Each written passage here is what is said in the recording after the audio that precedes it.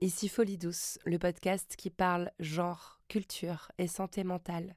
Je suis Lorraine Bastide et aujourd'hui, je reçois Laurie Lofer et Adèle Yon. Je rapporte jamais dans le livre la situation de laquelle Betsy a été victime à la situation actuelle de la psychiatrie, mais d'une certaine manière, tout y fait écho et j'espère bien qu'on entend aussi des enjeux qui sont propres à notre rapport contemporain à la psychiatrie quand même. Je suis fou. Leave Benny alone! Pas la salpêtrière! C'est des tuiles qui n'ont laissé derrière eux aucune mémoire. Le dialogue, en fait, Calmez-vous. fait avancer le monde. I'm not angry at all. Je me calme si je veux. Je ne suis pas folle, vous savez. Dans Folie Douce, on aborde parfois des sujets difficiles, même si ça sera jamais graphique, promis. Si vous traversez une période compliquée, n'oubliez pas, vous pouvez appeler le 31 14. On est un matin à Paris, il fait très beau. J'ai oublié d'enregistrer l'introduction de cet épisode quand j'étais à Strasbourg samedi dernier parce que je descendais du train et qu'il y avait tout un tas de trucs à faire en amont pour organiser la rencontre. Donc ce que je vous livre là, c'est un petit a posteriori. A posteriori, cette rencontre était fascinante. J'ai interviewé Laurie Lofer, psychanalyste féministe, vraiment superstar de la psychanalyse féministe, et Adèle Yon, qui a écrit le roman de la dernière rentrée littéraire dont tout le monde parle.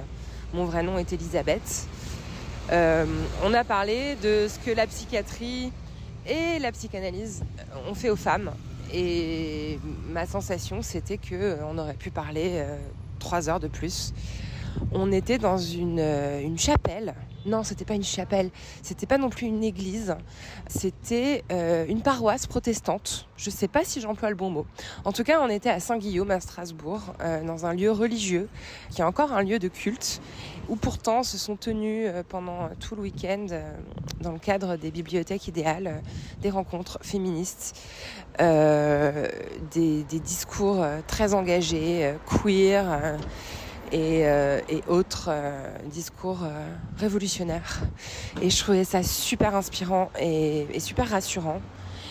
En ce moment, en fait, je trouve qu'il y a beaucoup de signaux très rassurants, notamment le fait que plusieurs personnalités d'extrême droite soient condamnées par la justice. Je crois qu'il faut vraiment qu'on regarde les choses qui se passent, qui font du bien. Il y en a plein. En tout cas, moi, je les vois. Et ce matin, il fait beau. Et j'ai rendu mon livre à mon éditeur la semaine dernière.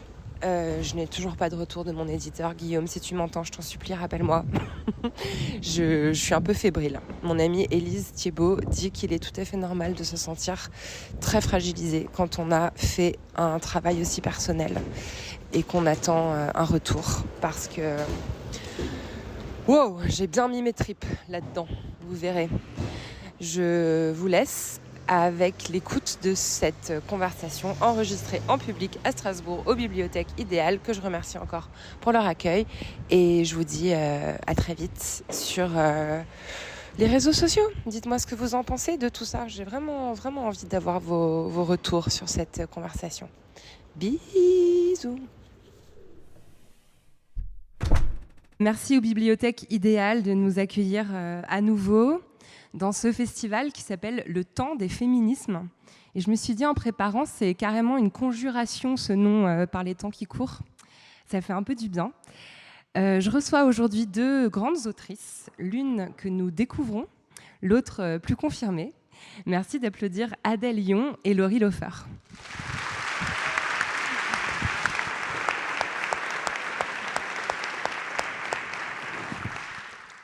Je vais commencer par vous présenter l'une et l'autre. Donc Laurie Lofer, vous êtes psychanalyste, professeure de psychopathologie, directrice de l'Institut Humanité, Sciences et Société à l'Université Paris-Cité. Vous avez publié, il y a quelques années, Vers une psychanalyse émancipée, qui, en conviant notamment Judith Butler ou Paul Preciado, invitait la psychanalyse à se renouveler à la lumière des théories queer et féministes. Ça a fait beaucoup de bien. Merci pour ça. Vous publiez un nouvel ouvrage, Les héroïnes de la modernité, mauvaises filles et psychanalyse matérialiste, qui explique comment la médecine, et en particulier la psychiatrie et la psychologie, ont historiquement pathologisé la sexualité féminine et dans le même mouvement, les femmes elles-mêmes. Dans ce livre, vous ressuscitez des mauvaises filles qu'on adore, Madeleine Pelletier, Monique Wittig, Virginia Woolf. Je suis très heureuse de pouvoir discuter de ce livre avec vous aujourd'hui, Laurie. Adèle Lyon, vous êtes chercheuse en études cinématographiques, vous êtes aussi écrivaine, chef de cuisine et vous venez de publier un premier livre, Mon vrai nom est Elisabeth, dont tout le monde bruisse. En ce moment, j'arrête pas de voir passer des posts et des articles enamourés de personnes qui sont tombées sous le choc de votre livre. Et ça a été mon cas, comme beaucoup de ces personnes. Je l'ai ouvert et je n'ai plus pu le reposer. Je l'ai lu de A à Z en poussant des exclamations, des cris, des larmes, des rires. Enfin, c'est assez extraordinaire cet objet que vous avez produit. Ce livre, pour les personnes qui n'en auraient pas entendu parler, c'est une enquête haletante que vous menez à la fois en tant que romancière, mais aussi en tant que chercheuse, parce qu'elle regorge de ressources, de notes de bas de page qui donnent envie de tirer encore plein de fils. Et cette enquête porte sur Elisabeth, dite Betsy, votre arrière-grand-mère, dont vous ne saviez pas grand-chose et dont vous découvrez qu'elle a été internée de force et a subi des violences psychiatriques sur lesquelles nous allons revenir. Donc merci d'être là, Adèle. C'était très long comme introduction, mais comme ça, au moins, tout est bien posé. Et surtout, j'avais envie de vous faire rentrer en dialogue aujourd'hui parce que vous avez en commun cette volonté d'enlever un voile sur tout un pan de l'histoire de la psychologie, de la psychiatrie, ce pan de l'histoire qui a complètement été modifié par le vécu des femmes. Mais avant de commencer, je voulais vous poser la question rituelle de Folie Douce. Comment ça va aujourd'hui, toutes les deux? Genre, vraiment? Maintenant, ici et maintenant, oui. Dans ce lieu. Alors, je pourrais répondre assez religieusement. Ici et maintenant, aujourd'hui, dans la programmation Le Temps des féminismes, que je remercie les organisatrices, les organisateurs, et d'autant plus que je crois qu'il est absolument nécessaire aujourd'hui de parler des femmes, et de leur lutte, de leur combat. Je ne sais pas si je peux dire encore plus aujourd'hui. C'est un peu plus bruyant, c'est vrai. On est dans un contexte un petit peu difficile, politique et géopolitique difficile. C'est difficile, c'est très compliqué de s'abstraire de ça. Donc je trouve que l'ouvrage que j'ai moi aussi absolument dévoré, adoré, j'ai trouvé ça formidable, livre d'Adèle, sont nécessaires. Et je crois que tout ce qui peut se faire sortir du silence, ces femmes, ces personnes qui ont été silenciées, comme on dit, qui ont été pathologisées, qui ont été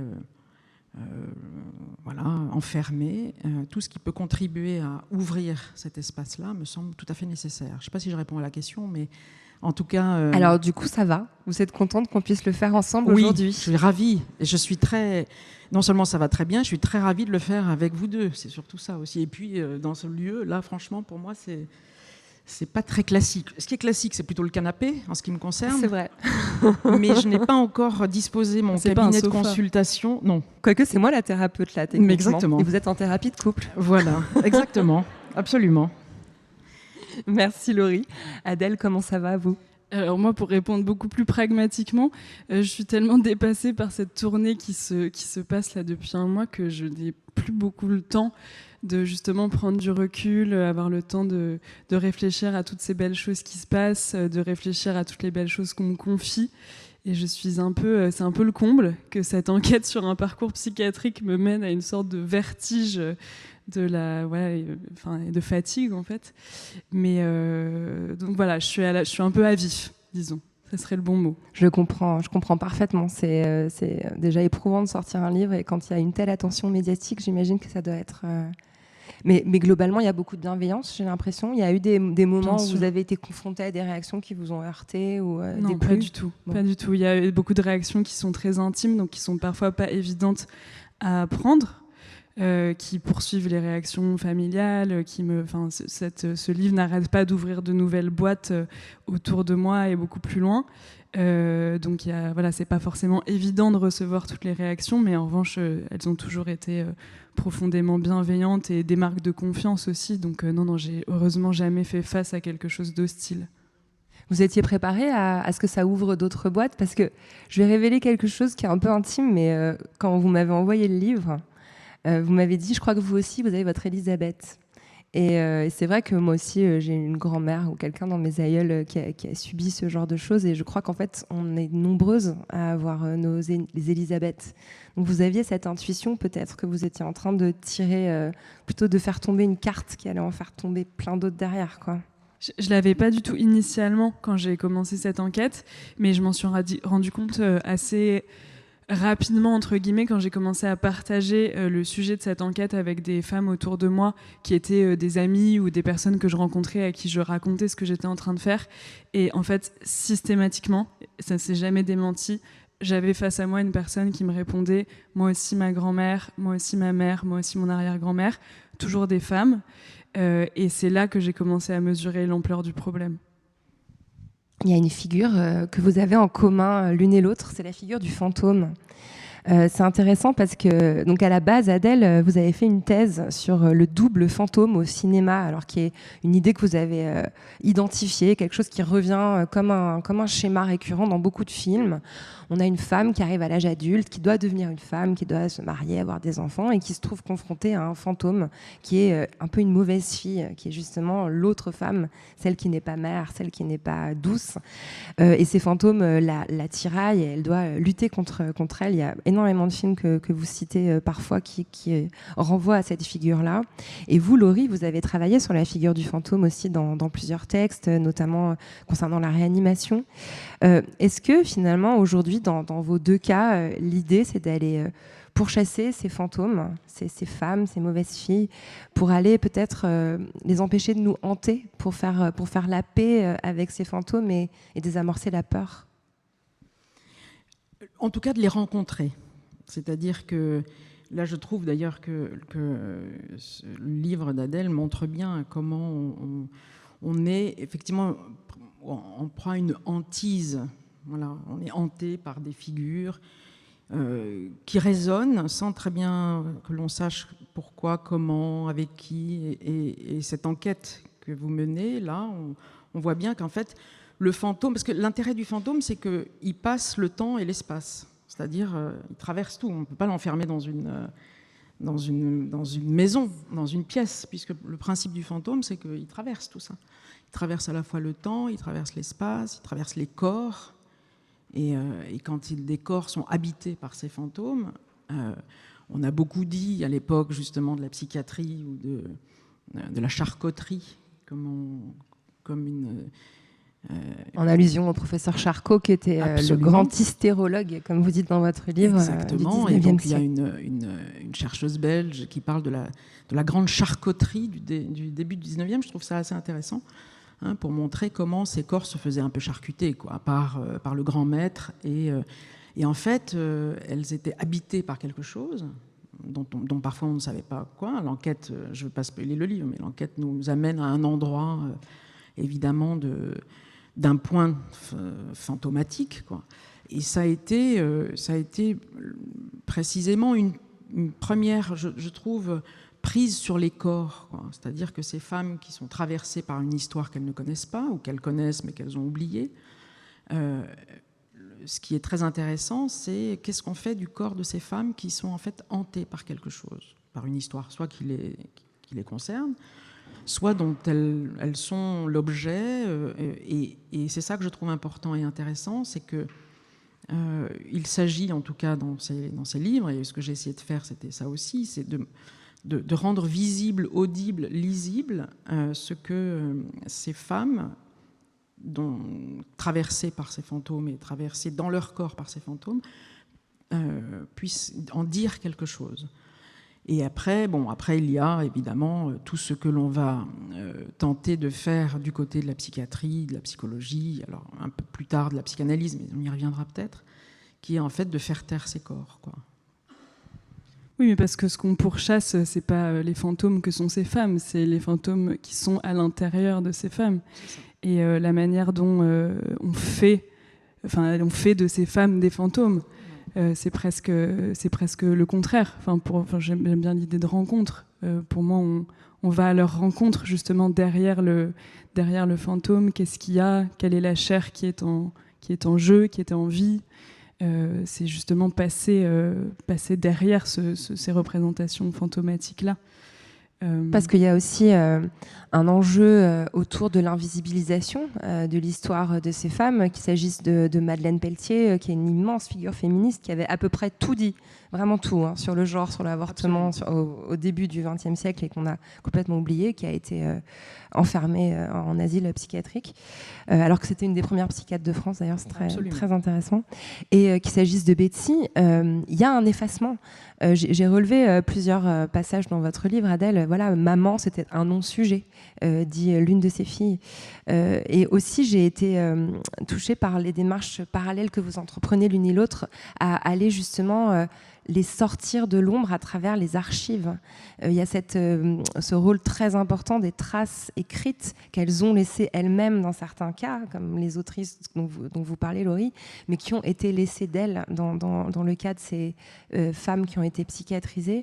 Et quand vous arpentez les couloirs des archives d'un hôpital psychiatrique, vous ressentez, Adèle, vous dites une profonde dette de mémoire. C'était quoi cette émotion-là ? Mais parce que l'effacement, c'est comme le non-sujet, c'est pas le rien, c'est justement l'absence qui s'affiche.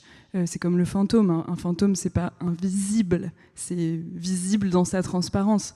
Donc justement, la nuance est là, et je pense que c'est aussi ce que me font les archives psychiatriques, c'est-à-dire la fulgurance tout d'un coup de quelque chose, quelques-unes plutôt, qui ont été à travers lesquelles on regarde en transparence, quoi, qu'on nous affiche comme ne les regardez pas, mais du coup tous les regards se mettent dessus, et donc il faut, pour moi il y a un enjeu de rendre cher justement, de remplir cette transparence. Et d'ailleurs, c'est exactement le rôle que jouent les archives psychiatriques que vous mentionnez, dont il est question dans le livre, justement parce que je ne trouve jamais le dossier médical d'Elisabeth. Et donc, ce qui me manque, c'est une voix qui est précisément capable de me raconter ce que fait la lobotomie de l'intérieur.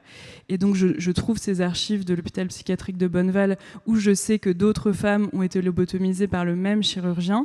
Et j'ai l'immense surprise de tomber sur des retranscriptions de paroles de patientes écrites en fait par les soignants de l'époque, retranscrites par les soignants de l'époque. Alors avec quel biais, avec quelle coupe, avec quelles interprétations, je sais pas, mais j'entends des voix. Et ce concert de voix-là, qui n'appartient pas à Elisabeth à proprement parler, donne corps à son expérience. Et donc le fantôme prend corps comme ça, par ces voix-là. Vous écrivez « Je découvre l'époque par ses folles ». C'est un passage qui m'a beaucoup, beaucoup marqué. Justement, pour parler de ces voix, de ces paroles, Laurie Lofer, je trouve ça important de revenir, en fait, parce que peut-être qu'il y a des personnes dans la salle qui ont tiqué ou qui s'interrogent en sachant que vous êtes donc psychanalyste. Moi, je sais que quand je prononce le mot psychanalyse dans un de mes travaux, un podcast, un article depuis 10 ans, systématiquement, je me fais engueuler. C'est-à-dire que si je dis qu'il y a des choses intéressantes, je cite un concept sans le contextualiser, je suis folle de rendre honneur à cette science qui a détruit les femmes et qui est abominable, etc. Et si je rapporte une critique, je suis en train de détruire une science hyper importante qui a permis la réhabilitation de la parole, etc. Enfin, c'est déchirant ce qui se produit autour de votre discipline. Il y a parfois une binarité dans la perception qu'on peut avoir de la psychanalyse, et vous, justement, en bonne féministe, vous venez réintroduire de la fluidité dans tout ça. Est-ce que c'est ça, être une psychanalyste féministe ?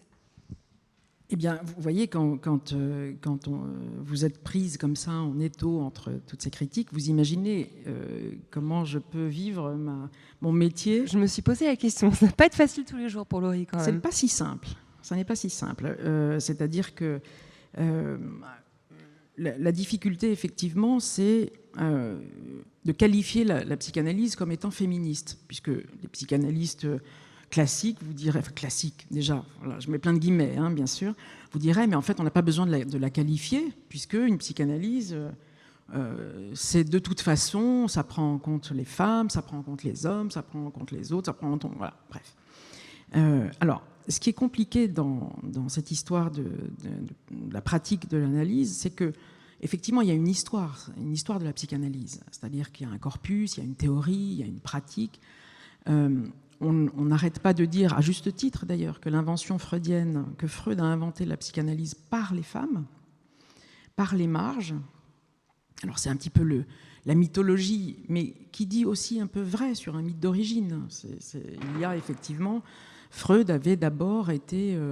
c'est un peu décalé de Charcot dont on parlait tout à l'heure, c'est-à-dire qu'il considérait que cette parole qu'il entendait était peut-être une parole qui était au-delà d'un symptôme organique et qu'il fallait écouter ce que la vie psychique pouvait dire. Ce qui, à l'époque, aujourd'hui ça nous paraît évidemment assez je dirais, entendu ou attendu, mais à l'époque c'était quand même quelque chose qui était une rupture par rapport à ça. Et effectivement, Freud a commencé à considérer que, grâce à une de ses patientes, qui à un moment donné, il lui dit « Mais vous allez m'expliquer pourquoi vous avez ces douleurs et parce que je peux vous faire une interprétation ?» Et la patiente lui dit « Écoutez, arrêtez de parler, taisez-vous, laissez-moi parler parce que c'est moi qui connais mon histoire. » Et Freud écrit « J'y consens ». Alors pour une fois qu'un homme qui consent à quelque chose, enfin, c'est-à-dire un médecin de l'époque, c'est-à-dire quelqu'un qui sait, qui est un savant, etc. Qui sort de la domination hiérarchique. Exactement. Absolue. Et ça, c'est vraiment un point de retournement très important de l'invention freudienne. Et je pense que, il me semble en tout cas, que c'est important de continuer de redire ce point de bascule. Parce que, bien sûr, le risque, dans ces positions, qu'elles soient un peu institutionnelles, c'est de redéraper très vite du côté du discours du maître ou du savant, ce qui s'est fait d'ailleurs après. Mais là, il y a eu un point quand même de bascule, où les frontières entre celui qui sait et celle qui sait, ou celle qui sait pas, enfin bon, bref, ça s'est transformé. Et du coup, l'invention freudienne a quand même brouillé au départ des frontières entre le soma et la psyché, entre le corps et la psyché, entre le social et l'individuel. Je crois que c'est important de le rappeler. Et en fait, ce que ça, on garde. Et ça, on garde, bien sûr. Après, le problème... Oui. C'est pas une question complètement résolue, Adèle. Parce que quand on voit les débats qui ont cours dans ma famille, mais comme dans d'autres, sur le rôle que doit jouer le silence, on sent encore qu'il y a cette... La psychanalyse est du côté de la parole, il y a cette espèce de représentation assez vague, et du coup, c'est en tant que tel qu'on devrait s'y opposer. Alors, après, bon, ça c'est... Voilà, j'ai fait un tout petit retour sur ce que Freud a pu apporter du côté de la nécessité, en tout cas, de dépathologiser. Parce que Freud, il a quand même apporté ça. Le problème de Freud, c'est pas Freud, ce sont les Freudiens. Enfin, c'est toujours la même histoire. Le problème de Lacan, c'est pas Lacan, ce sont les lacaniens, etc., etc. Bon, donc, en fait, c'est toujours un peu ça. Le problème, c'est ce qu'on fait après d'une pratique. Bon. Alors, effectivement, ce que vous dites, c'est important. C'est-à-dire que dans mes travaux, moi, j'ai été très influencée, si je puis dire, en tout cas très inspirée plutôt, par Michel Foucault et la critique que Michel Foucault fait de la psychanalyse.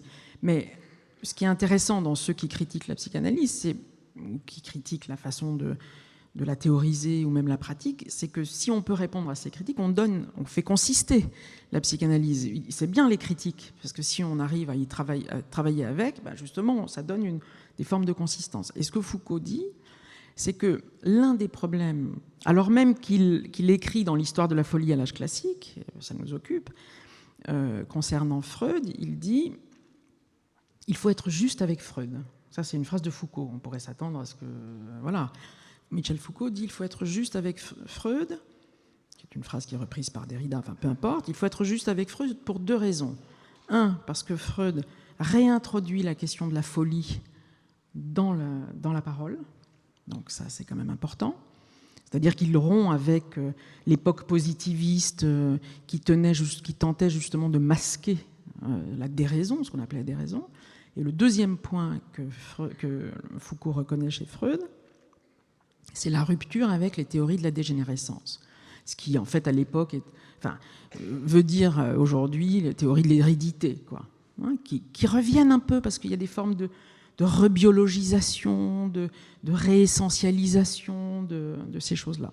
Donc Foucault montre bien, et ça aussi je pense que c'est important de le rappeler, et là où il critique la psychanalyse, c'est le fameux dispositif discursif sur la sexualité. C'est-à-dire il faut faire l'aveu, que faire l'aveu de sa sexualité, comme si ça allait nous libérer, c'est là-dessus qu'il critique les choses.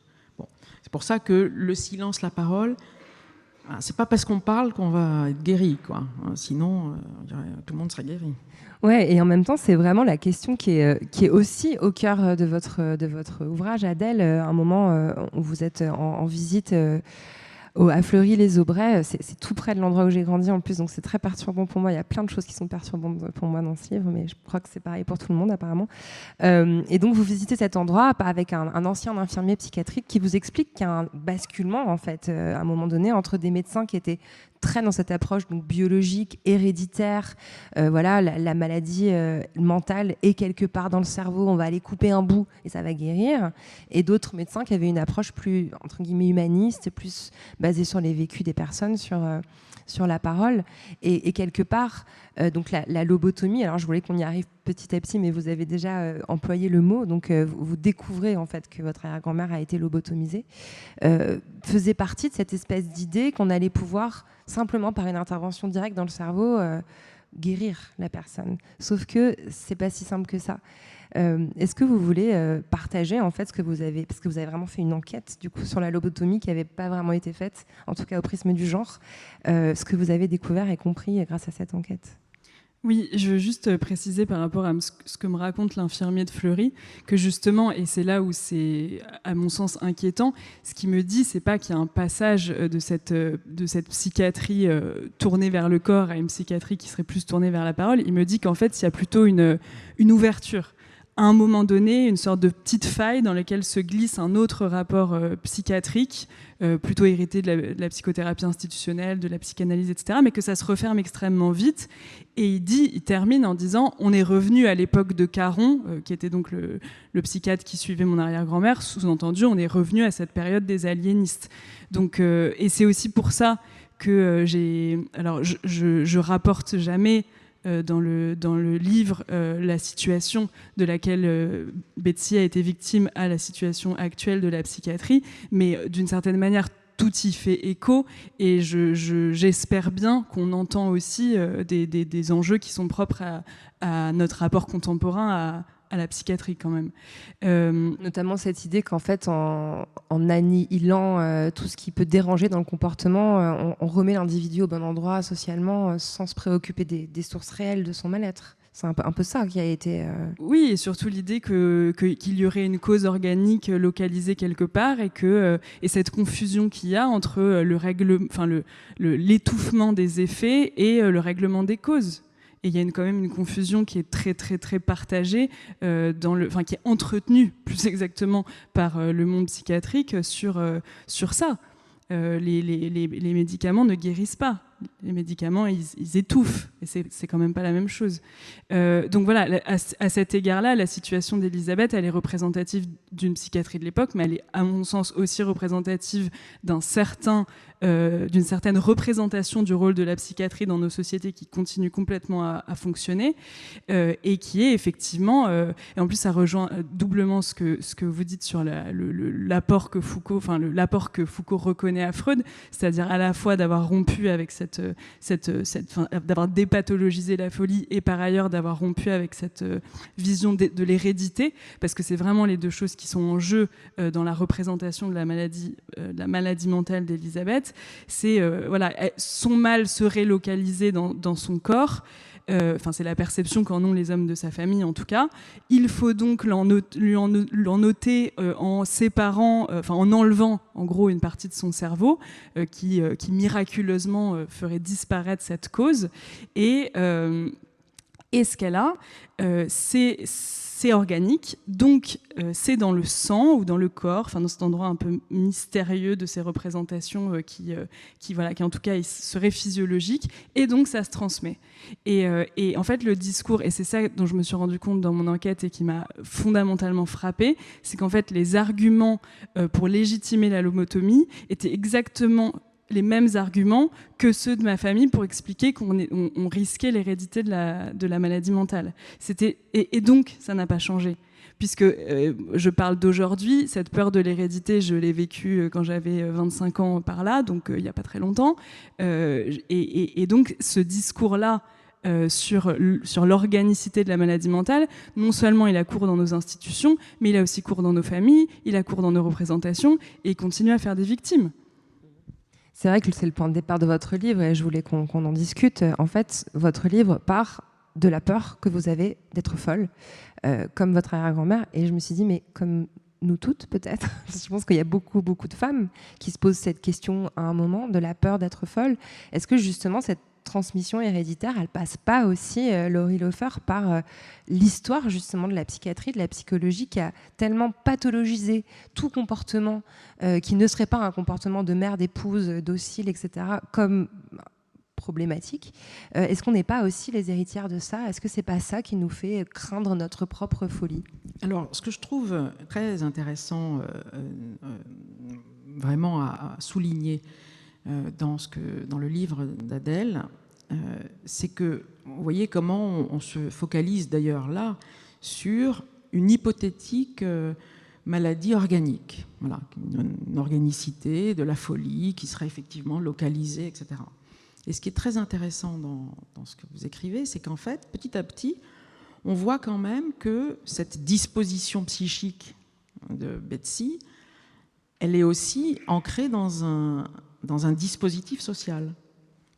C'est ça la question, enfin, c'est le sous-titre psychanalyse matérialiste, c'est ça. C'est-à-dire que quand même, il y a là aussi quelque chose qui est extrêmement important, où petit à petit, on voit que l'environnement ou l'organisation sociale dans laquelle vit, en l'occurrence Betsy, mais tant d'autres, ces folles dont on pourrait parler, c'est Brecht qui dit on s'étonne de la violence des fleuves, mais non pas des rives qui les enserrent.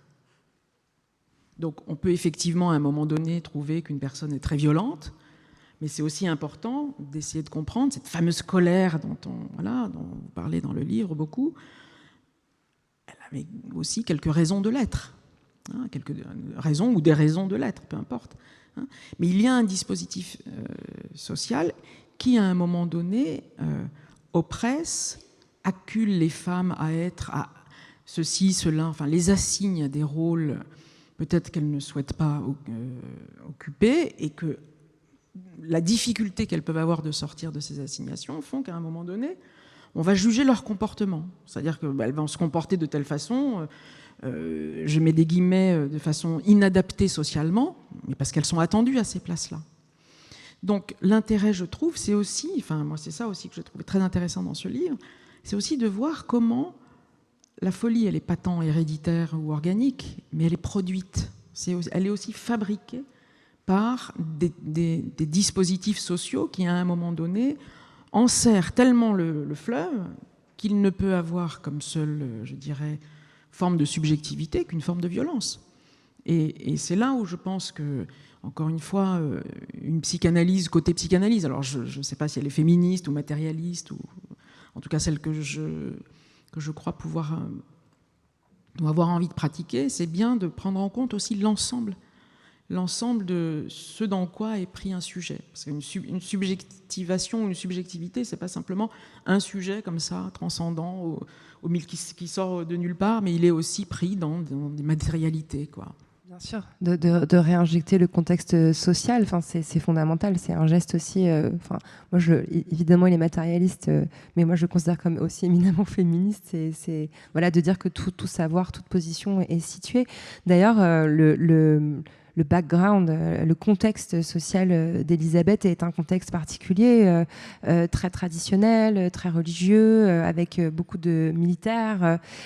Dans quelle mesure, Adèle, estimez-vous que ce contexte-là a joué sur la façon dont on a traité la folie ou peut-être la personnalité simplement de votre arrière-grand-mère? Je sais pas, ça a été c'est le prisme de cette histoire, c'est évident. C'est celui que j'ai pu analyser de près. Donc dans cette histoire, il est évident que que le milieu joue un rôle. En même temps, qu'est-ce qui est de l'ordre du milieu et de la rigidité personnelle du caractère du mari d'Élisabeth, André, voilà, difficile à dire. Et enfin, je conteste absolument pas ce que vous dites, hein. Au contraire, ce que je veux dire, c'est que je suis pas sûre, enfin je pense que c'est peut-être plus un certain rapport, disons, du masculin au féminin qui pouvait quand même être transversal et pas seulement propre à un milieu social qui était en jeu à cet endroit-là, et d'ailleurs parce que la lobotomie, c'est quand même un très bon exemple de ce type de situation, parce que les membres de la famille, il arrive en fait assez fréquemment que ce soit les membres de la famille qui prennent des décisions contre avis médical.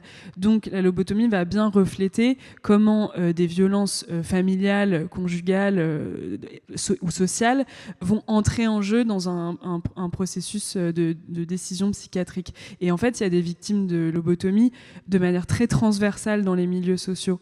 Donc disons que, enfin voilà, j'aurais plutôt tendance à dire que c'était un rapport patriarcal en fait qui est en jeu et qui est très visible dans ce type de milieux sociaux, mais sans doute, parfaitement dans d'autres aussi. Oui, mais c'est hyper important de le rappeler, de contextualiser. Le machisme et les violences sur les femmes n'est caractéristique d'aucun milieu, d'aucune religion, d'aucun niveau de pauvreté ou de richesse. Malheureusement, c'est une des choses les mieux partagées du monde.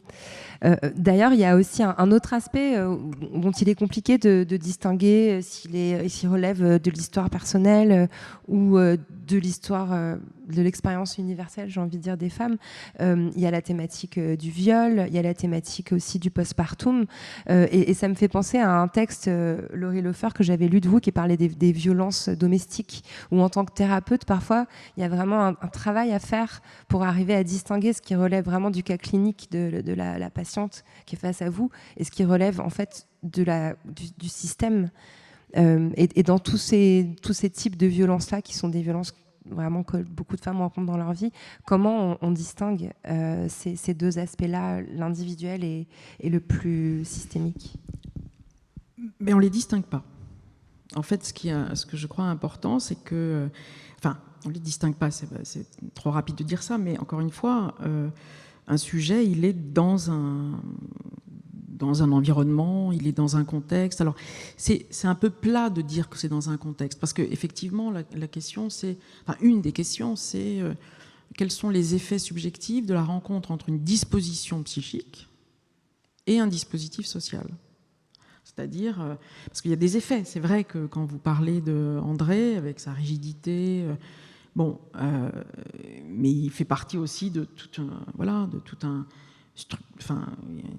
structurellement, si je puis dire, et aussi en même temps contextuellement, quoi. Donc là, en fait, je ne sais pas très bien comment répondre à votre question. Ce qui m'intéresse dans votre question, et ce qui intéresse la pratique analytique, c'est la question de la répétition.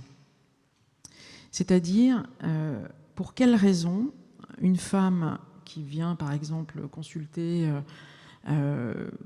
parce qu'elle a subi des violences et qu'elle souhaite commence à vous raconter que en fait c'est pas la première fois, et puis ça s'est répété, et en fait c'est là où une certaine psychanalyse, je trouve, est contestable,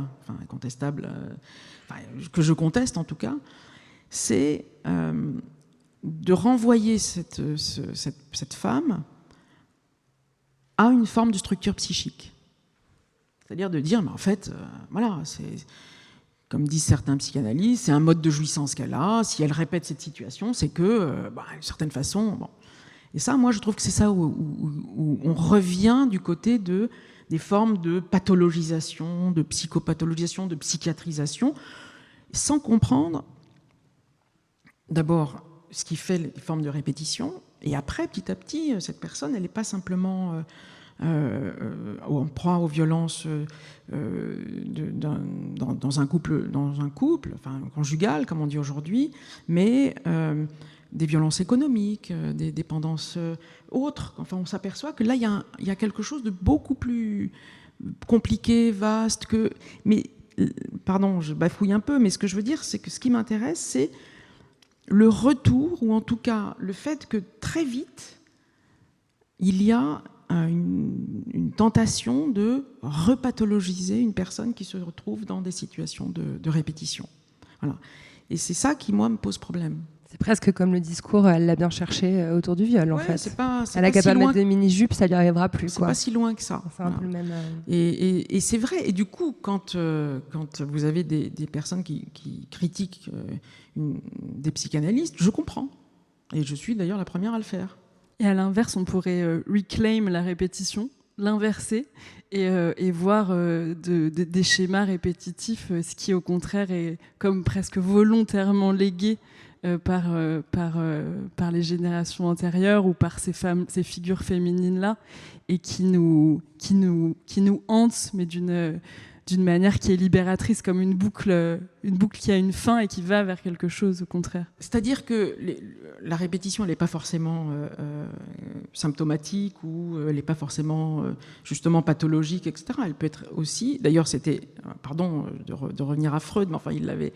À un moment donné, il se trouve que je le lis de temps en temps, à un moment donné, il dit la répétition peut être aussi une forme de, comme il dit, de perlaboration, c'est-à-dire une façon de traverser quelque chose. C'est-à-dire, donc il y a des effets comme ça qui peuvent être évidemment... D'un moment, ça sera la bonne, quoi, peut-être. Oui, bien sûr. Mais ce que je veux dire, c'est qu'il n'y a pas forcément de déterminisme.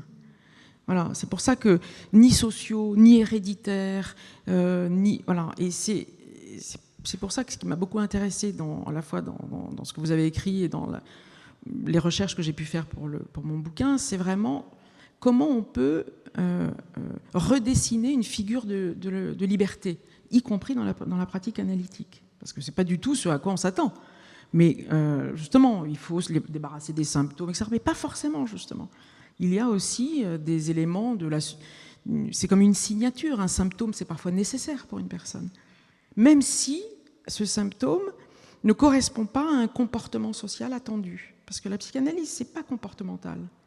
C'est justement de retrouver ce qui fait la signature du sujet, quoi, sa propre subjectivité, et y compris dans ses symptômes. Mais bon, c'est en train de se transformer en divan, là, ce canapé. Je vous vois dialoguer. Alors, en même temps, je parle pas de moi encore. Moi, je me mets en retrait. Moi, je parle pas encore de moi, mais là pour l'instant. Mais après, je crois que Laurie ressent encore dans son cabinet d'elle. Alors, entre nous, j'ai fait tellement d'années que j'ai tanné le divan de mon analyste. Moi, je plaisante.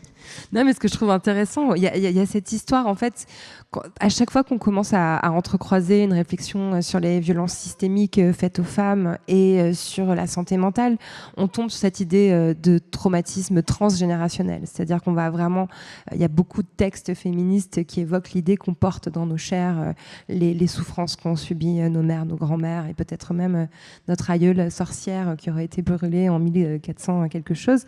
Et il y a quelque chose qui traîne aussi en vous au début du livre, Adèle. Vous dites, je ne sais pas pourquoi, je sors avec un psychiatre, je m'intéresse aux questions liées, alors que vous n'avez pas forcément la conscience de ce qui s'est passé.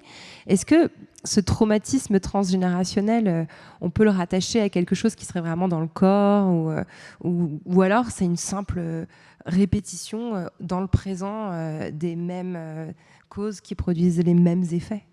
Mais justement, pour moi, c'est exactement la leçon de ce livre. C'est comment ce que je prends, enfin, ce qui est au départ un traumatisme transgénérationnel, est récupéré en un cadeau. C'est presque ça. Et vous en faites, quoi. Vous en faites quelque chose. Oui, c'est ça. Mais du coup, il y a aussi c'est aussi la manière, c'est aussi retourner le déterminisme en choix. Enfin, c'est aussi tout ça. Mais c'est l'histoire du fer à repasser que je la souligne pas dans le livre, et j'espère que les lectrices et lecteurs la comprennent. Mais c'est quand même fou. C'est-à-dire que pour résumer très vite, très rapidement, j'ai une image d'Elisabeth qui est un souvenir de mon père, il me raconte qu'elle frappait sur le mur de la chambre qu'ils avaient mitoyenne dans la propriété de vacances en Bretagne en criant que mon père était en train de la regarder nue à travers les murs, et elle frappait avec un fer à repasser contre le mur. Ça, c'est l'histoire telle que je l'ai dans ma tête, c'est l'image que j'ai. Et à la fin de mon enquête, je fais enfin un véritable entretien avec mon père, donc je lui demande de me raconter cette histoire. Il me raconte que cette histoire n'est pas du tout ça, mais qu'à table, elle avait dit devant tout le monde « Je ne veux plus dormir à côté de puisque il me regarde nu à travers les murs. » Et donc, il n'y avait pas de fer à repasser, et la scène ne se passait... Enfin, il n'y avait pas de fer à repasser. Et je découvre au fur et à mesure, pendant mon enquête, qu'elle a mis le feu au château la veille du mariage avec un fer à repasser. Et je n'en savais rien, mais personne dans ma famille n'en savait rien, à part la petite sœur d'André de 95 ans. Et cette histoire s'était complètement perdue. Et donc voilà, pour moi, c'est ce symbole du fer à repasser, c'est justement le traumatisme transgénérationnel est retourné, inversé, et se faire repasser est le cadeau inverse, en fait. Et le cadeau inverse, celui à partir duquel cette figure et les répétitions de cette figure peuvent devenir quelque chose qui, au contraire, vont nous porter, nous mener ailleurs, nous permettre de nous construire avec des modèles différents, etc., etc.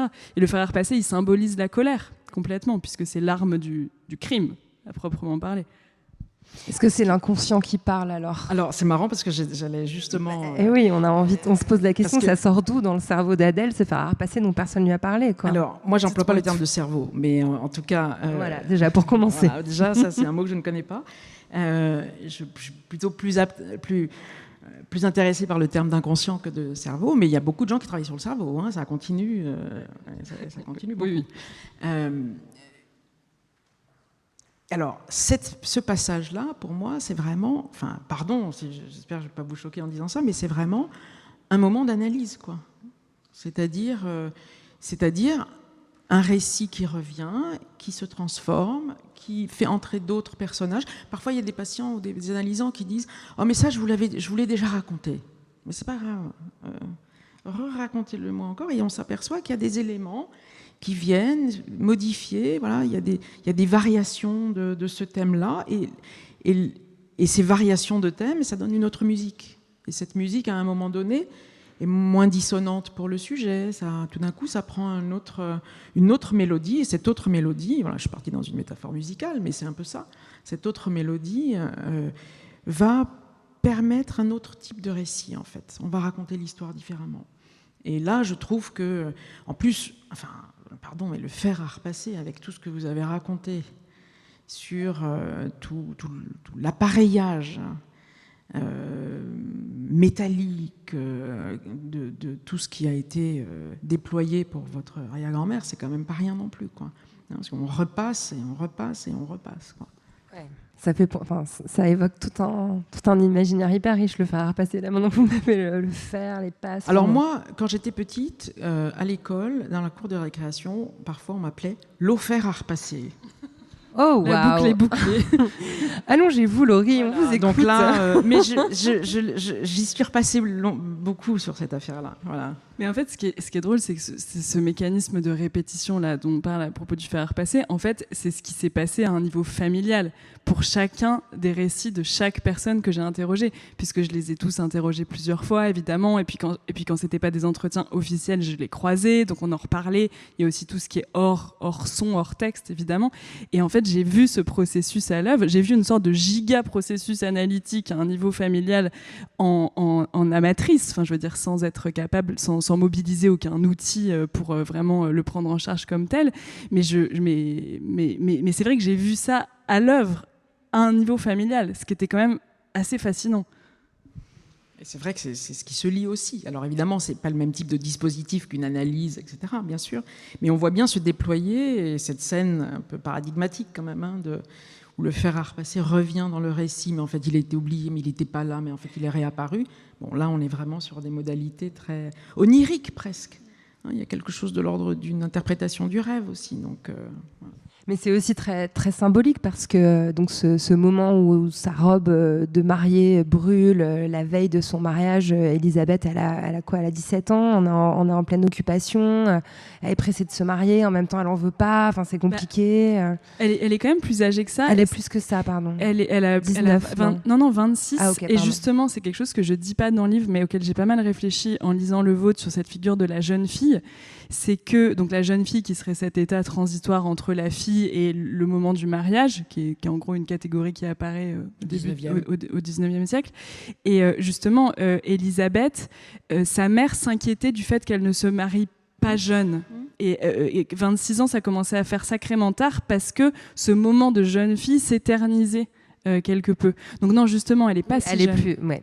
Mais elle répète plusieurs fois, enfin, vous lui prêtez ces mots à la toute fin. Je suis en train de spoiler le livre. De toute façon, je fais ça tout le temps. Les gens qui écoutent mon émission le savent. Non, faut le lire avant le livre, désolé. Elle répète plusieurs fois dans cette espèce de reconstitution un tout petit peu plus fictionnelle que le reste du livre que vous faites à la fin de ce qui est vraiment arrivé à Elisabeth. Elle répète 2 fois d'affilée « Je ne veux pas être une femme. Je ne veux pas être une femme ».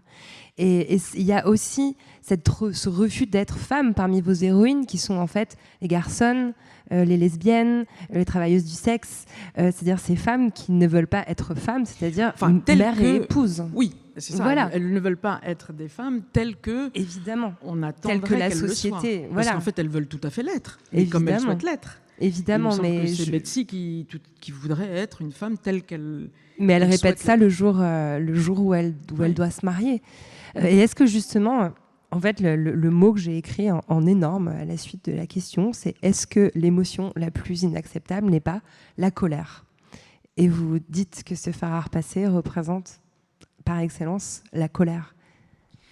C'est la plus inacceptable sans doute, mais là où en plus elle est vraiment, pour moi, cruelle, vraiment un endroit viscéral dans l'histoire d'Elisabeth, c'est que la lobotomie, pardon, j'y reviens tout le temps, mais la lobotomie, c'est justement une opération qui coupe le sujet de la capacité à ressentir de manière aiguë ses émotions, quelles qu'elles soient.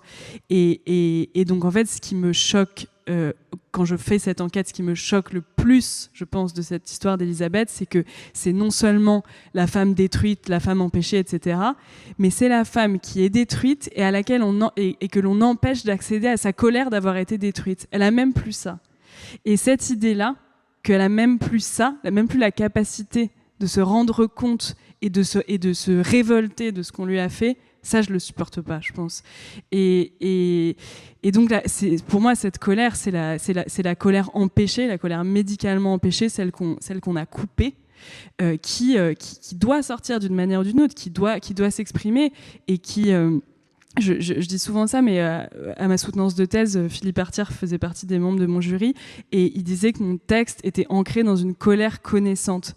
Et j'aime beaucoup cette expression. J'ai l'impression que ça a été ma fondation, cette colère, que je n'ai pu écrire qu'à partir du moment où j'avais les 2 pieds bien posés dessus et que cette colère, c'était précisément celle qu'on lui avait enlevée.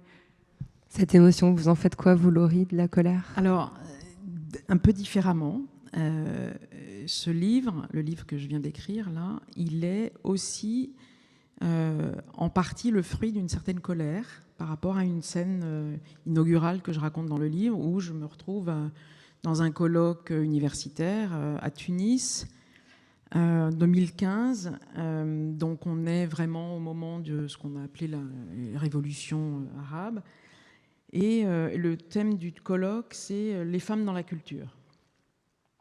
Et donc, il y a des universitaires tunisiennes qui sont là, qui se sont engagées dans le mouvement révolutionnaire, donc qui sont exposées à des menaces de mort. Donc, on est vraiment dans un contexte difficile. Et j'avais décidé de faire une communication qui s'appelait « Le rire des féministes ». Parce que je trouvais que ça pouvait être intéressant dans un contexte en fait assez douloureux, de revenir sur ce qui pouvait faire, ce qui avait fait un petit peu le mouvement des années 70 en France en tout cas, sur un mouvement un peu érotisé autour des foules qui rient, etc. Bref. Et à la fin de ma communication, je propose aux femmes qui étaient là de chanter. Enfin, j'avais une archive sonore de l'hymne féministe, femmes, debout, etc. Bon, donc je propose qu'on chante ensemble. Et les femmes se lèvent. C'était très émouvant. Hein. Les femmes se lèvent, certaines pleurent, elles chantent, le bras levé. Enfin, vraiment, on était dans un mouvement comme ça, assez de solidarité. Il se passait quelque chose. Ok, voilà, là, le colloque se termine. Et quand on est sorti, c'était à Carthage, c'était magnifique. Et là, il y avait un psychanalyste qui, lui, n'avait pas pris part au chant des femmes, qui vient vers moi, et qui était français, enfin, qui est français d'ailleurs, et de façon un peu arrogante, enfin, un peu condescendante, j'ai pas très bien compris quelle était son intention, à vrai dire, me dit, là, tu as fait de l'un. Et en fait, tu as fait de l'un, c'est une expression lacanienne que, franchement, entre lacanien, on ne la connaît pas très bien, mais ça ne dit rien à personne. Hein. L'_UN. Ouais, c'est-à-dire, en gros, c'était, tu as exclu les hommes de ce moment de solidarité. Pauvre, ça ne devait pas être facile pour lui. Non, c'était pas facile. Apparemment, ça n'était pas facile. Et là, je suis tombée je me suis dit, mais de quoi il me parle en fait? Et là, je me suis mise un peu en colère parce que je me dis, mais qu'est-ce que tu me racontes avec tes discours savants qui viennent faire taire un moment? Alors peut-être que pour lui, ça avait été trop excessif ou je sais pas, il y avait quelque chose d'un peu trop. Et justement, ce qui est insupportable, c'est le trop des femmes. C'est à un moment donné quelque chose qui fait que là, il y a un trop qui doit être un peu. D'ailleurs, à un moment, vous l'écrivez, je crois, qu'il ne faut pas que ça dépasse, quoi. Et là, ça dépassait. Les femmes s'étaient levées, et en plus, elles levaient le poing, donc il y avait 2 étages de levée. Et donc là, il fallait tout. Tout réégaliser, quoi. Tout réégaliser. Ouais, c'était trop. Adèle? Oui, le trop, j'adore le trop. Enfin, vraiment, j'adore le trop. Quoi d'autre? Il me fascine le trop. C'est une expression, moi, que j'entendais tout le temps, qu'on employait tout le temps à mon sujet, qu'on emploie souvent à mon sujet encore. T'es trop comme ci, t'es trop comme ça. Et une des premières, un des entretiens que j'ai avec la fille cadette d'Elisabeth, qui est celle qui a le plus souffert de ressembler à sa mère, celle à laquelle on disait le plus. Tu vas être comme elle, toi aussi tu vas être malade, etc., etc. Elle me caractérise la soi-disant maladie d'Elisabeth en m'expliquant, mais tu comprends, elle était trop, c'était le phare, elle était brillantissime, donc que des superlatifs comme ça que nous on entendrait comme des qualités, et elle, ce trop, il condense mais l'intégralité de ce qu'il y a d'affreux, quoi. Et c'est quelque chose qu'on peut mettre en lien avec les violences psychiatriques, psychochirurgicales, qui est justement de couper ces parties en trop, que serait, ça va du clitoris à ces morceaux de cerveau, en fait. Et c'est vrai que c'est à ce moment-là dans mon enquête que j'ai mesuré ce qui était en jeu, en fait, dans cette expression de trop et dans ce débordement. Enfin voilà, ce vocabulaire-là. C'est le vocabulaire des psychiatres et des psychopathologues, et parfois un peu après des psychanalystes, à propos de certaines femmes. C'est-à-dire, il y a la question de l'excès. C'est-à-dire qu'à un moment donné, c'est un comportement excessif. Ce sont des colères excessives, c'est un amour excessif. Mais ça me fait penser à une question que je voulais vous poser à toutes les deux, c'est la question des diagnostics, en fait. Le diagnostic qui a été apposé sur le cas d'Elisabeth est celui de schizophrénie, mais on voit bien, même si c'est écrit noir sur blanc sur la fiche que vous finissez par retrouver dans votre famille, c'est pas clair, votre grand-mère dit que non, votre grand-père dit que oui, enfin voilà. Et ça m'a fait penser aussi au diagnostic de borderline, qui revient très souvent, qui touche plus souvent les femmes, un peu comme le diagnostic d'hystérie touchait quasiment exclusivement les femmes. Et dans cette idée de borderline, c'est presque trop, quoi. C'est vraiment, il y a une espèce d'idée de gradation. Elle est trop proche de la folie pour que ce soit normal. Est-ce que ce ne sont pas ces diagnostics aussi qui ont cette vocation-là, un peu comme votre ami suite à ce séminaire, à vouloir tout remettre à niveau? Là, ça dépasse, on pathologise, on soigne, on médicamente, on enferme, on coupe ce qui dépasse. Il y a plusieurs choses par rapport à ça, qui est évidemment une grande question, hein. D'abord, la question de borderline, c'est une des questions, en tout cas, qui moi m'intéresse, c'est qui met la limite? C'est-à-dire, quelle limite et qui la pose, la limite ? Parce que le gars qui est venu me voir, c'est lui qui voulait limiter quelque chose, en fait, d'une certaine façon. Donc ça peut être des limites discursives, ça peut être des limites sociales, ça peut être des tas de limites. Après, pour la question du diagnostic, alors ça, c'est un gros sujet sur lequel beaucoup de gens ne sont pas du tout d'accord. C'est-à-dire que, et là je reprends un petit peu ce que disait Adèle tout à l'heure, c'est-à-dire que ça peut être une injure diagnostique. Voilà. C'est-à-dire qu'à un moment donné, ça peut fonctionner comme une injure diagnostique. On peut se sentir... Mais comme dit Butler dans un bouquin qu'elle écrit sur la vulnérabilité linguistique, dans son bouquin sur le pouvoir des mots, ce qui est intéressant, c'est qu'une interpellation peut aussi, il me semble que c'est un petit peu ce que vous disiez tout à l'heure, peut aussi produire quelque chose du sujet. C'est-à-dire qu'il y a à la fois un double mouvement, il y a un mouvement dialectique, c'est-à-dire qu'un diagnostic que parfois les patients demandent, mais dites-moi ce que j'ai en fait, comme pour apaiser quelque chose de... Bon. En psychiatrie... Alors moi, je ne suis pas psychiatre, mais en tout cas, en psychopathologie, il n'y a pas de stabilité, d'une certaine façon, diagnostique. C'est-à-dire ce qu'on appelait à l'époque des aliénistes, depuis Pinel, en passant après par des psychiatres à la fin 19e, début 20e, c'est plus du tout les mêmes termes. Il y a des termes qui ont disparu, il y a des termes qui apparaissent. Aujourd'hui, il y a des termes qui apparaissent. Le manuel le DSM, le manuel des ordres mentaux, qui est une bible. On est au bon endroit pour employer ce terme. Psychiatrique qui est très utilisé par tous les soignants en dite santé mentale. Moi, je mets des guillemets à santé mentale, parce que pour moi, voilà, c'est un vrai problème. La dernière version de ce manuel utilisé, il y a 800 troubles répertoriés. 800. C'est beaucoup quand même, 800. Le dernier, juste avant celui-ci, il y en avait 400. Donc on a trouvé 400 troubles supplémentaires. Pardon, mais si on ne se retrouve pas les uns les autres, les unes et les autres dans un de ces troubles, c'est qu'on est bizarre quand même. Donc là, on est vraiment... Alors, donc il y a aussi une question économique. C'est-à-dire que le dispositif des big pharma travaille aussi avec ces questions-là. C'est quand même très important. Et d'ailleurs, dans votre livre, ce que je trouve extrêmement intéressant, c'est tout l'aspect commercial incroyable de ces opérations, quoi. C'est-à-dire que c'est pris... Il y a un chercheur américain qui a écrit un bouquin que je trouve très intéressant qui s'appelle « Comment l'industrie pharmaceutique et la psychiatrie ont médicalisé nos émotions ».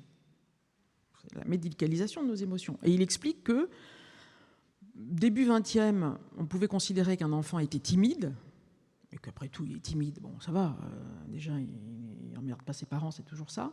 Donc il est timide, et aujourd'hui, cette timidité du début du 20e, ça s'appelle phobie sociale. Ben, la phobie sociale, elle ne se traite pas de la même façon que la timidité. Et évidemment, si on peut donner une petite pilule à quelqu'un qui est phobique socialement parce qu'on trouve que les autres sont je ne sais pas quoi, eh ben c'est pas mal. Eh bien, on est dans cette question. Donc le diagnostic psychiatrique ou psychopathologique, c'est une vraie question aussi socio-économique, quoi. C'est ce dont je discutais tout récemment avec Mathieu Bellassène, qui est un psychiatre qui pense beaucoup à cette question-là, et il faisait un rapprochement intéressant.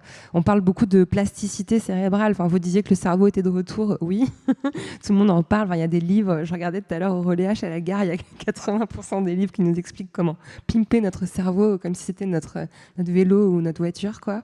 Et cette idée de plasticité, c'est vrai qu'elle renvoie aussi beaucoup au plastique, quoi, et à l'ultra-consommation. Et ça devrait nous mettre la puce à l'oreille.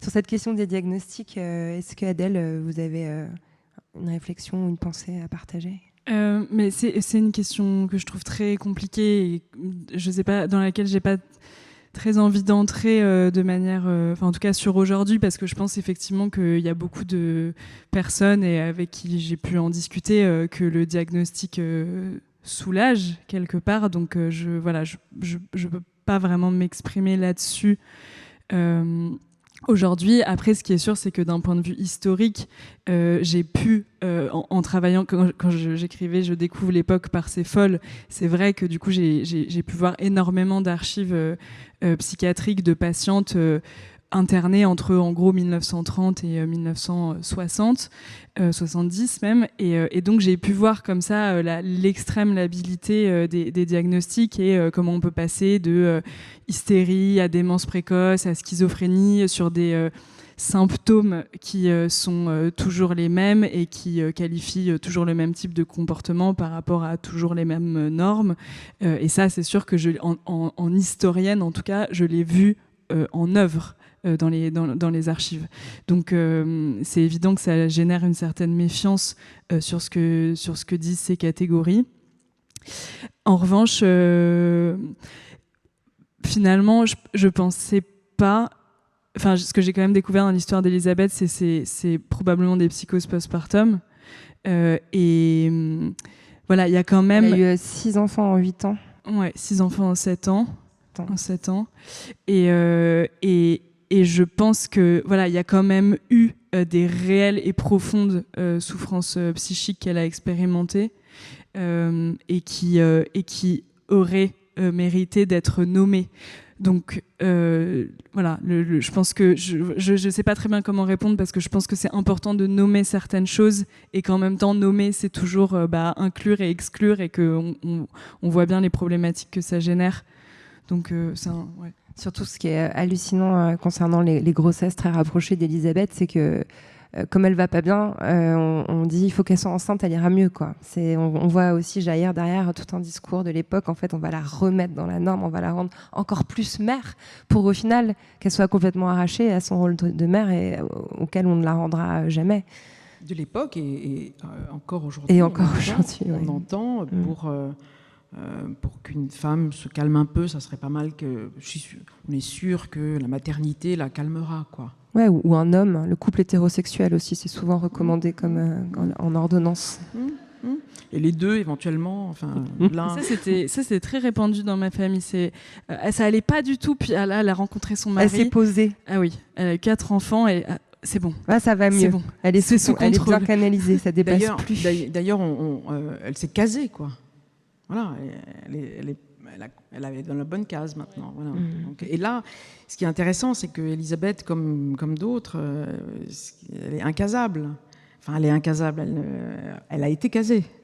Mais c'était vraiment ça aussi. Je trouve que ces tentatives de soulèvement, moi, c'est ça qui m'a beaucoup intéressée dans ce personnage. Enfin, ce personnage, si je puis dire, parce qu'en même temps, je sais pas comment. Mais elle est ce qu'on en fait aussi. Donc oui, c'est un personnage. C'est un personnage. Mais comme quand on dit d'un personnage que c'est d'une femme, c'est un personnage, quoi.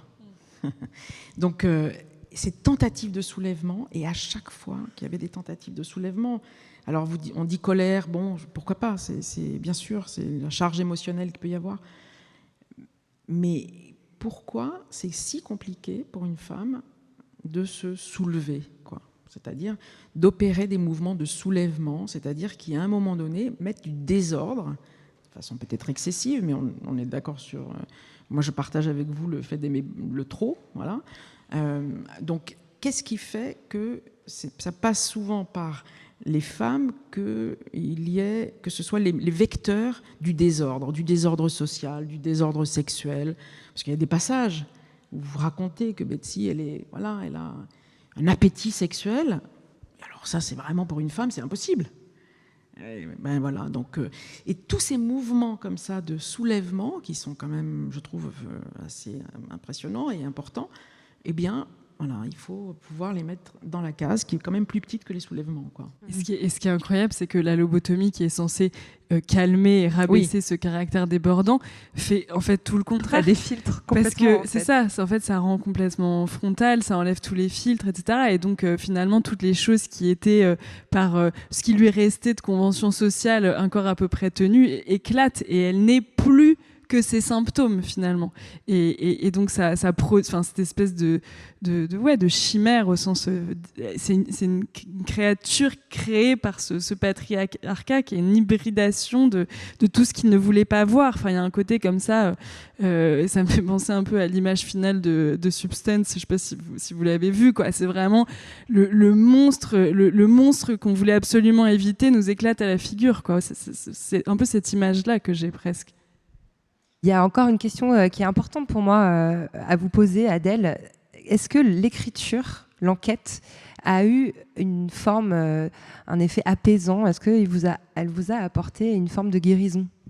C'est drôle que vous me posiez cette question parce que il y a pas longtemps, une journaliste m'a demandé quelle est la question qu'on vous pose à chaque fois. C'est Et celle-là. C'est celle-là. Bah voilà, elle est importante pour moi, je l'ai précisé.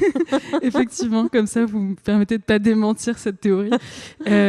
Oui, et je me demande pourquoi on me la pose tout le temps. Est-ce que c'est par une espèce, c'est par réelle empathie parce que vous m'avez accompagné pendant 400 pages à lire ce livre, ou est-ce que c'est aussi parce que justement, en fait, cette peur-là est tellement présente qu'il y a peut-être une volonté des lectrices de se dire alors est-ce que ça marche, est-ce que ça va mieux, ça soulage?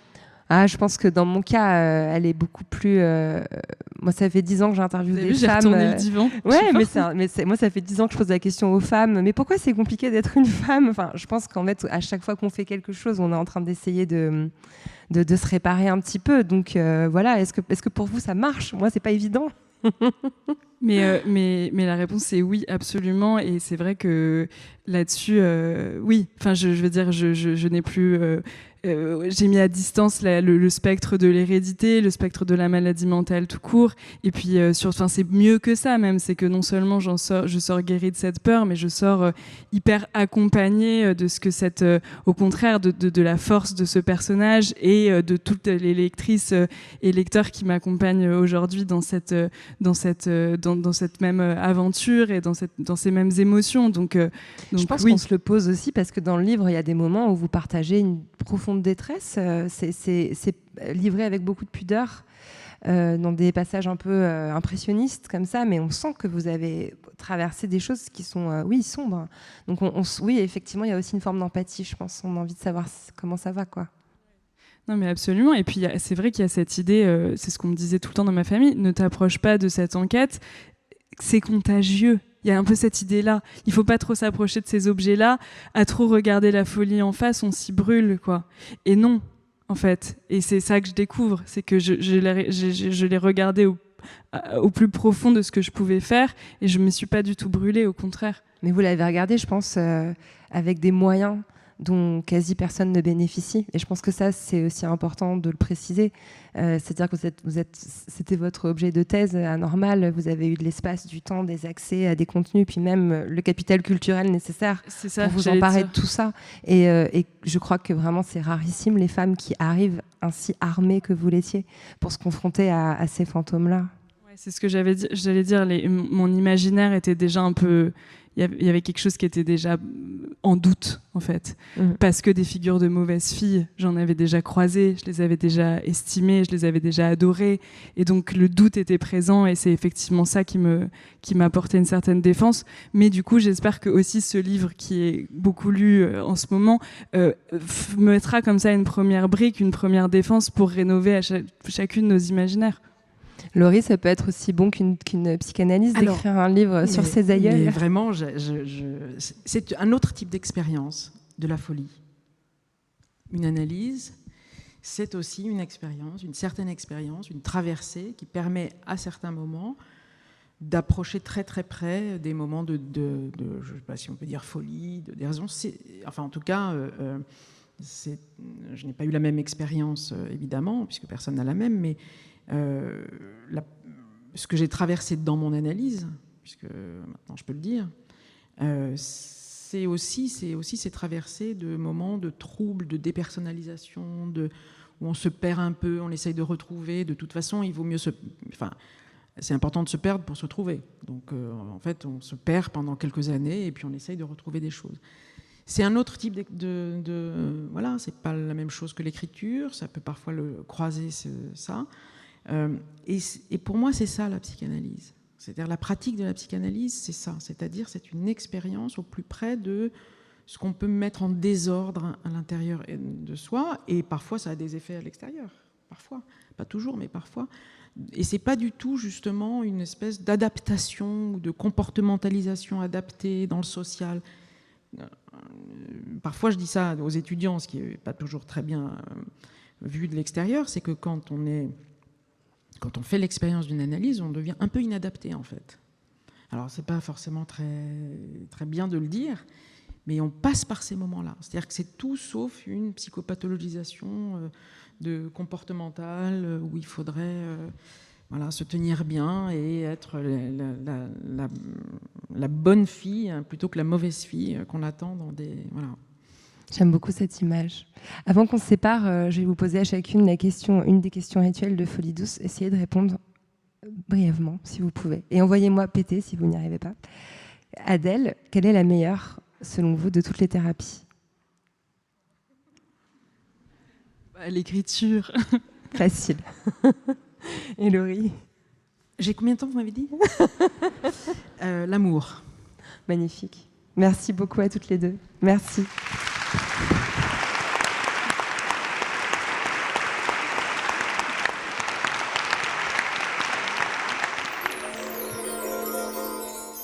Merci à Laurie Lofer et Adèle Lyon pour leur passage dans Folie Douce. Si vous avez aimé cet épisode, n'oubliez pas de vous abonner à notre flux sur votre plateforme préférée et à mettre des cœurs, des étoiles, des bonnes notes, des commentaires. Ça aide beaucoup le podcast à se faire connaître. Et si vous voulez vraiment soutenir mon travail et si vous en avez les moyens, ça serait génial de vous abonner à La Douceur, ma newsletter hébergée par Substack. Le lien est dans la description de l'épisode. Allez, cliquez. Folie Douce est un podcast conçu, produit et animé par Lorraine Bastide. À la production et à la programmation, Marie-Laurence Chéry, assistée d'Adèle Toquet. Au montage et au mixage, Marion Emery. La musique du générique est une création originale d'Irma. Les visuels sont de Louison Coulombe. Les partenariats commerciaux sont gérés par Mélanie Vazeux de The Podcast Bureau. Et le soutien est assuré par Morgane Noam, le psy préféré de Folie Douce. Merci pour votre écoute. Retrouvez-moi sur Substack et sur les réseaux sociaux. Et en attendant, prenez soin de vous et prenez votre temps.